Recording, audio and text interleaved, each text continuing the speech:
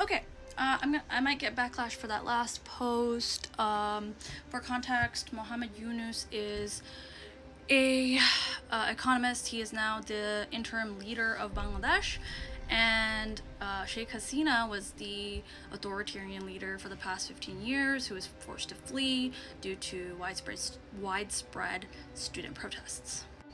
And I'm not a fan of Sheikh Hasina and authoritarianism. I'm also not a fan of Mohammed Yunus. And I want to kind of clarify that position, but I want to walk you through how to learn more and do your own reading. And sometimes that stuff can be very confusing.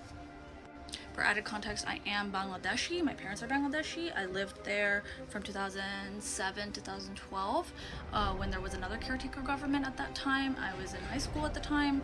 I went on to get my master's in economics, and Mohammed Yunus is an economist, among other things. He's known as a banker to the poor. That's one of his books. He won the Nobel Prize in 2006. He's an economist, a banker, and an entrepreneur. All of that can be found on his Wikipedia. Not very controversial. What can also be found in his Wikipedia is him being the champion of this concept of microcredit. He has a bank called Grameen Bank. So let us Google microfinance, microcredit controversies. Okay, well, that's not great, right? Critics say that it has not increased incomes but have driven poor households into debt traps, in some cases leading to suicide. Well, let's look at the first article and see what it has to say. Seems pretty legit. Stanford Social Innovation Review. And you kind of can read this entire article. I am literally citing all these sources and kind of walking you through what happens when you look into this stuff. Okay, so the vibe of this article is very positive. He had less vision. There's all these gains of 43% higher.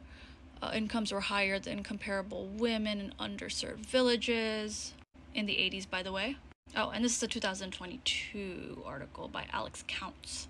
So here's where I kind of raise an eyebrow at this, because it talks about the criticism, right? The ongoing debate and the criticism. And it says, rather than focus on their efforts on how this effective but imperfect approach that was in process of being massively scaled up could be improved, many microfinance researchers turned their talents elsewhere. Sustained efforts were made to undermine the validity of past studies. And other members of the Academy chose to analyze a group of mostly second-rate microfinance organizations and applied a powerful but problematic research technique called randomized control trials to study them.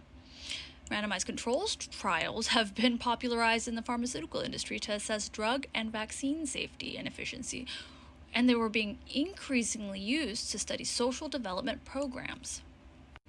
Now, I'm not going to say there's no validity in criticizing randomized control trials, but I kind of want to look into whether or not it's something that's used in the field of economics.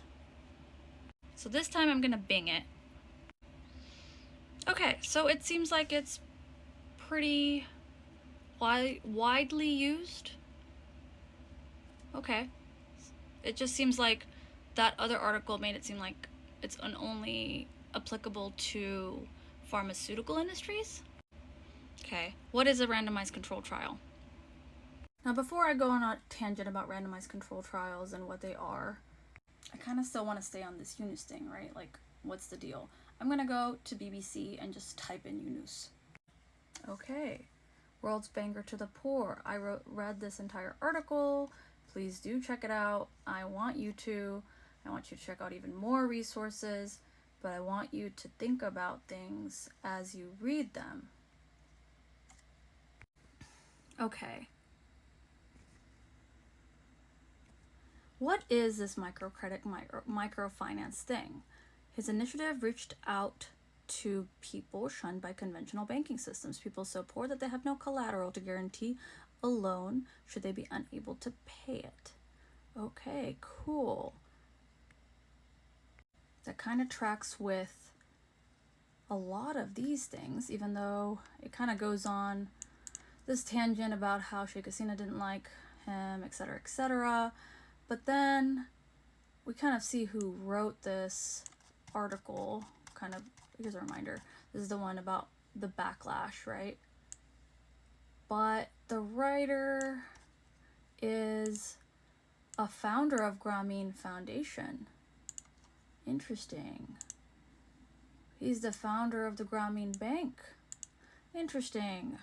Now, unfortunately, this is a moment where I want you to kind of pause and think about a bank and what a bank is in terms of a business. The bank makes money off of giving loans and charging interest. But we just read that this bank is a good bank. It's a bank that gives money and doesn't really talk about the interest part. This was the BBC article, by the way. Doesn't talk about the interest part, but says it gives money to people who do not have collateral. What is collateral? Well, I can't just go into a bank and ask for a loan of $10,000 for no reason. Nobody can. You have to kind of prove that you have assets, whether that's a car, a house, or money in the bank, or, you know, give them an estimation of your income, right?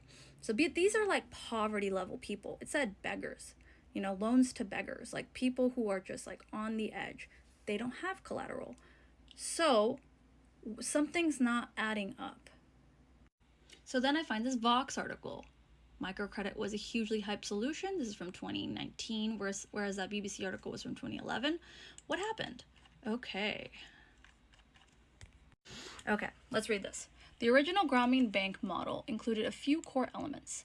The first is that after a loan for a micro enterprise is granted, repayment starts immediately with frequent regular payments over the course of a year or so. The second is group loans, in which a small group of borrowers from different households receive loans together, which puts pressure on the members to help each other repay. Finally, the model cuts overhead costs by having loan officers hold weekly meetings in villages to collect the disbursement and disperse payments, obviating the need for physical bank branches. Okay, so you are a poor villager, and you and all of your villager neighbors are in really horrible situations, and this bank is telling you entrepreneurship is the way out. The original BBC article, I had kind of picked this out. Obviously, go check if you need to. All human beings are born entrepreneurs. Okay, well, you and your village are like, cool. Like, we need money right now. Like, there's a drought, there's a flood, there's something. We need money. We're entrepreneurs, I guess, because these people are telling us we can, like, borrow money. And now you and all of your villager friends are in debt to a bank that normally would never, ever loan to you. Does this sound familiar? And does that original piece that leads to unaliving make sense a little bit right now? And there are many academic papers about the dangers of microcredit and the outcomes of microcredit and how a lot of the positive outcomes and bringing people out of poverty claims, extreme poverty being cut from 75% to 48%, a lot of those things have been debunked, right? And not all of those studies are about Grameen in particular. Some of them are about other banks that have practiced microcredit, but this man has popularized this economic theory of bringing people out of poverty.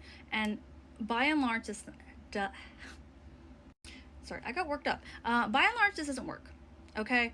And you can read your way through all those articles, and I want you to, but thinking of it from an intuitive place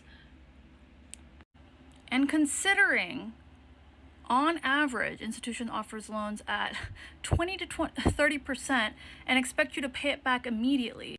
Guys, not everyone's an entrepreneur, and that is not an insult. Everyone doesn't have to be an entrepreneur. Entrepreneurship is inherently risky. And the poorest of the poor should not shoulder those risks when it comes to these institutions, i.e. banks. Is this the kind of person you want leading your country? A country full of a lot of underprivileged people.